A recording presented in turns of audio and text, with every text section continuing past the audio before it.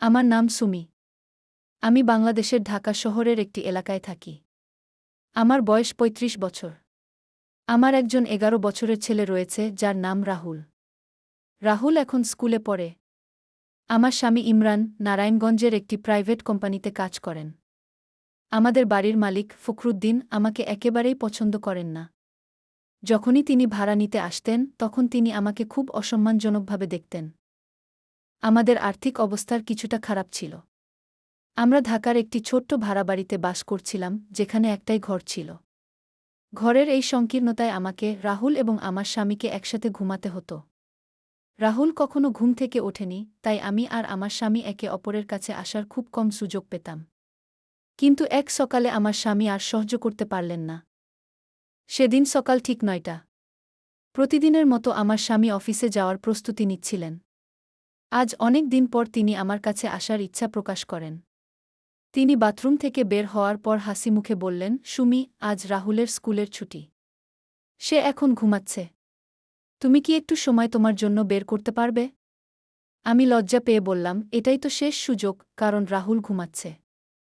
আমরা ১০ মিনিট সময় পেলাম। শেষে আমি বললাম, এখন তুমি অফিসে যাও, নইলে দেরি হয়ে যাবে। সেই দিনটি খুব বিশেষ ছিল। আমার স্বামী অফিসের উদ্দেশ্যে বের হওয়ার আগে বললেন, সুমি, আমি কিচেনে ভাড়ার টাকা রেখেছি। বাড়ির মালিক হয়তো আসবে। কিছু পরে রাহুল উঠল এবং আমি তাকে নাশতা দিতে বললাম।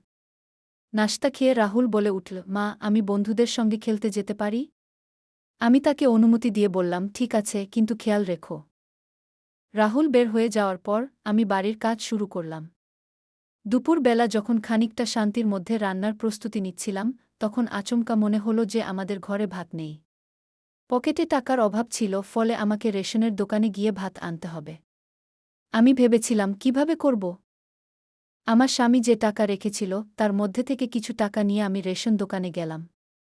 দোকানে গিয়ে ভাত কিনে ফেরার সময় মনে পড়ল, রান্না ও বাসার কাজ করার কারণে আমি এখনও স্নানও করতে পারিনি।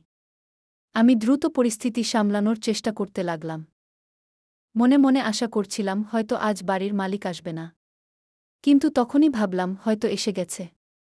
একটু পরে আমি রান্না করার জন্য প্রস্তুতি নিচ্ছিলাম এবং হঠাৎ করে মনে হল, আমি এখনও স্নানও করতে পারিনি। তখন আমাকে খুব তাড়া ছিল, কারণ বাড়ির মালিকের আসার সম্ভাবনা ছিল। আমি দ্রুত রান্না শেষ করে নেবার চেষ্টা করছিলাম, যাতে সময় মতো স্নান করতে পারি। আমি ভাবছিলাম, আমার কিভাবে বাড়ির মালিককে বুঝাবো যে এখনও টাকার ব্যবস্থা হয়নি। ঠিক তখন আমার মনে পড়ল যে আমার স্বামী কিছু টাকা সেভ করেছে বলে বলেছিলেন। আমি দ্রুত রান্না শেষ করে না হলে নিতে উদ্যত হলাম। প্রথমে আমি দেখলাম ঘরে কিছু খাবার তৈরি হয়ে গেছে। তারপর প্যাকেটে থাকা সেই টাকা নিয়ে দ্রুত বেরিয়ে গেলাম। বাড়ির মালিক সাধারণত দুপুরে ভাড়ার জন্য আসতেন। আমি ভেবেছিলাম, এর মধ্যে হয়তো তিনি আসেননি, কিন্তু ঘড়িতে যখন দেখি ২টা বেজে যাচ্ছে, তখন আমার চিন্তা বাড়তে লাগল। আমি দোকান থেকে নিয়ে আসা ভাতের প্যাকেটটি মন দিয়ে রাখলাম এবং ভাবলাম, দ্রুত যদি বাইরে গিয়ে চেক করি। যেমন আমি এলাম, মুখে নরম হাসি নিয়ে রাস্তার দিকে তাকিয়ে দেখলাম, আমার বাড়ির মালিক এসে গেছেন। তিনি রেগে ধমক দিয়ে বললেন, সুমি, ভাড়া দিলে আনো, না হলে এই বাড়ি খালি করো। আমি খুব ভ্রষ্ট হয়ে গেলাম। আমি তাকে বললাম, অনুগ্রহ করে একটু সময় দিন, আমি কাল পুরো ভাড়া দিয়ে দেব। কিন্তু তিনি কোনো কথা শুনলেন না। তিনি একটানা বললেন, আজকের মতো কিছু হতে পারে না। তুমি বা তো ঘোড়া চাপা দাও, নয়তো বাড়ি খালি করো। আমি তার কথায় খুব হতাশ হলাম।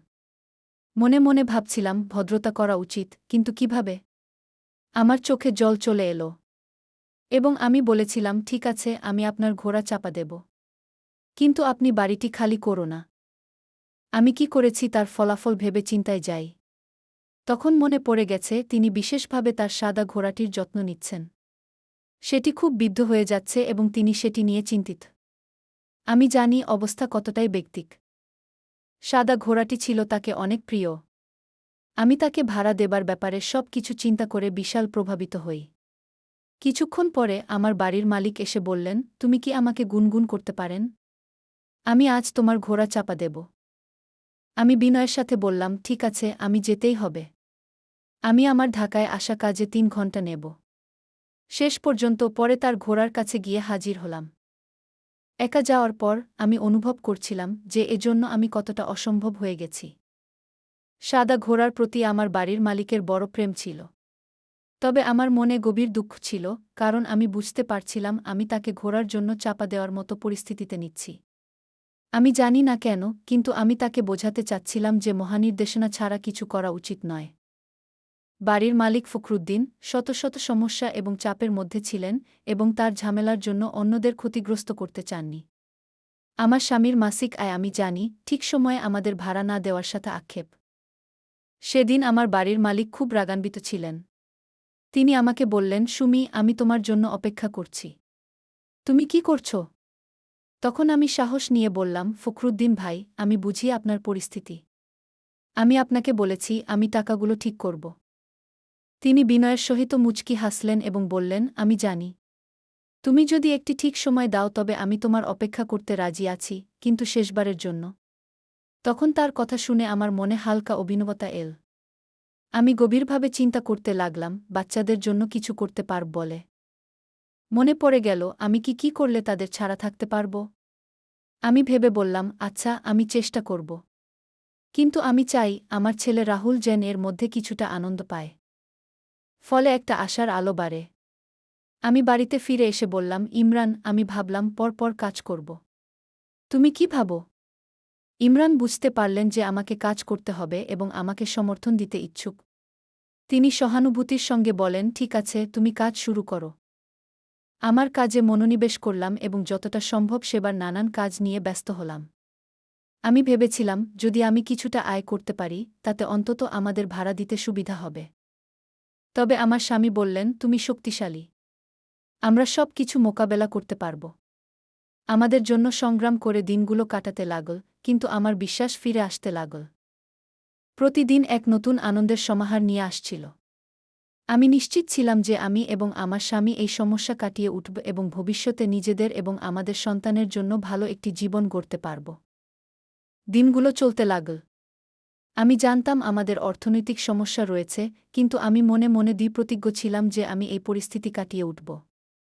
আমি একটি ছোট কাজে যাত্রা শুরু করলাম এবং ব্যবসা করতে লাগলাম।